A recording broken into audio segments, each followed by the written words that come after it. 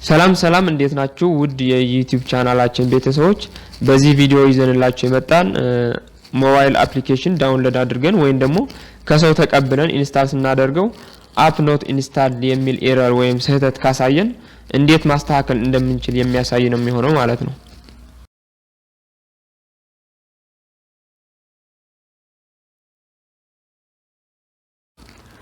ልክ እንደዚህ አሁን ይሄን አፕሊኬሽን ኢንስታል አድርገውና ኤረሩ ምን እንደሚመስል እናያለን ማለት ነው። ከታች እዚህ ጋር ኢንስታል እንለዋለን።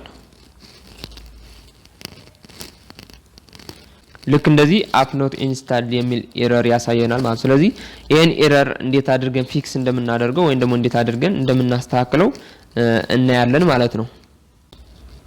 እሺ ይሄንን ኤረር እንዴት ማስተካከል እንዳለብን ከማየታችን በፊት በምን ምክንያት እንደሚመጣ እስኪ አሁን እንደዚህ አይነት ኤረሮች የሚመጡ አንደኛ ያወረድነው ፋይል ወይም ደግሞ የተቀበልነው ፋይል ማለት አፕሊኬሽን ኮራፕትድ ከሆነ ኮራፕትድ ማለት በቫይረስ የተጠቃ ከሆነ ወይም ደግሞ ሶርሱ ማይታወቅ ከሆነ ከየት እንደመጣ ማይታወቅ ከሆነ አሁን ለምሳሌ አንዳንድ አፕሊኬሽኖች እንደተሰሩ ካለቁ በኋላ ፕሌይ ስቶር ወይንም አፕ ስቶር ላይ ሳይጫኑ ዝም ብሎ ዳይሬክትሊ ዲስትሪቢዩት ከተደረገ ከተከፋፈለ ሶርሱ አይታወቅም። ስልካችን ሶርሱ ማወቅ ይፈልጋል ከየት እንደመጣ ከየትኛው ስቶር እንደመጣ ማወቅ ይፈልጋልና ሶርሱ የማይታወቅ ከሆነ ወይም ደግሞ ከየትኛው ስቶር እንደመጣ የማይታወቅ ከሆነ እንደዚህ አይነት ኤረር ያሳየናል ማለት ነው።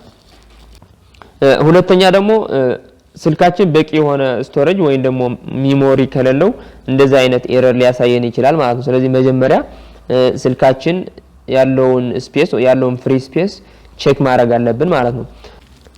ሶስተኛ አፕሊኬሽኑ መለያ ቁጥር ከሌለው ማለት ነው። መለያ ቁጥር ማለት አፕሊኬሽኑ ተሰርቶ ካለቀ በኋላ ፕሌይ ስቶር ወይም ደግሞ አፕ ስቶር ላይ ሲቀመጥ መለያ ቁጥር ይሰጣል ወይም ደግሞ ከስቶር የምትባል ልክ እንደ አይዲ የምታገለግል አፕሊኬሽን ይሰጣል ማለት። ስለዚህ አፕሊኬሽኑ ኢንስታል ሲደረግ ስልካችን ያቺ ቁጥር ያቺ መለያ ቁጥር ቼክ ያደርጋል። እሷን ከሌለች እንደዚህ አይነት ኤረር ሊያጋጥመን ይችላል ማለት ነው። አራተኛ ደግሞ የስልኩ ቨርዥን እና የአፕሊኬሽኑ ቨርዥን ማች ሳያደርግ ሲቀር ማለት ነው። ይሄ ማለት አፕሊኬሽኑ የተሰራበት ቨርዥን እና የስልኩ ቨርዥን የተለያየ ከሆነ እንደዚህ አይነት ኤረር ሊያሳየን ይችላል ማለት ነው። ምክንያቱም ኢንኮምፓቲብል የሆነ ቨርዥን ነው ማለት ሁለቱም ሊጣጣሙ የማይችሉ ቨርዥኖች ስለሆኑ እንደዚህ አይነት ኤረር ሊያሳየን ይችላል ማለት ነው። እሺ ልክ እንደዚህ ኤረሩ በምን ምክንያት እንደሚመጣ ካየን አሁን ደግሞ እንዴት ማስተካከል እንዳለብን የሚያሳዩ የተወሰኑ መንገዶች አሉ። እነሱ እናያለን ማለት ነው። አንደኛ ሪሴቲንግ ዘ አፕ ፕሪፈረንስ ነው። ሪሴቲንግ ዘ አፕ ፕሪፈረንስ ማለት የአፕሊኬሽኑ ሴቲንጉ እንደገና ማስተካከል ማለት ነው። ስለዚህ አፕ ፕሪፈረንስ ለማስተካከል ልክ እንደዚህ ሴቲንግ ውስጥ እንገባለን። የኔ ስልክ አሁን እዚህ ብዙ ዝርዝር አያሳየኝም። እዚህ ጋር ሞር ለዋለው የናንተ ሊያሳያችሁ ስለሚችል ልክ እንደዚህ አፕስ የሚል አለ። እኔ ጋር አፕስ ነው የሚለው እናንተ ጋር አፕስ ሊሆን ይችላል ወይም ደግሞ አፕስ ኤንድ ኖቲፊኬሽን የሚል ሊሆን ይችላል ማለት። ስለዚህ እዚህ ጋር አፕስ የሚለውን ክሊክ እናደርጋለን። እሱን ክሊክ ካደረግን በኋላ ልክ እዚህ ጋር እንደምታዩት ከላይ 3 ነጥብ አለች በሰርክል የተከበበች እሷን ክሊክ እናደርጋታለን ልክ እንደዚህ። ከዛ ሪሴት አፕ ፕሪፈረንስስ የሚለውን ክሊክ እናደርጋለን።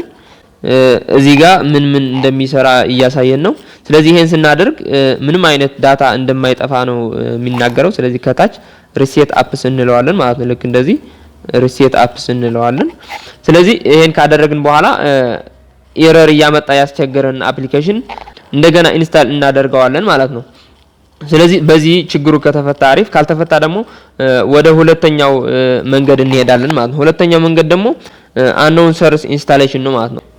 unknown source installation ማለት ሶርሳቸው የማይታወቅ አፕሊኬሽኖች ስልካችን እንዲቀበል እናደርገዋለን ማለት ነው። ስለዚህ መጀመሪያ ስልካችን ሲመጣ ሶርሱ የማይታወቅ አፕሊኬሽን እንዳይቀበል አድርጎ ነው የተሰራ። እኛ ደግሞ እንዲቀበል እናደርገዋለን ማለት ነው። እሱን ለማድረግ ደግሞ ልክ እንደዚህ ሴቲንግ ውስጥ እንገባለን። ከዛ የናንተ ሙሉ ዝርዝር ሊመጣ ስለሚችል የኔ አሁን እዚህ ጋር ፐርሰናል የሚል አለ።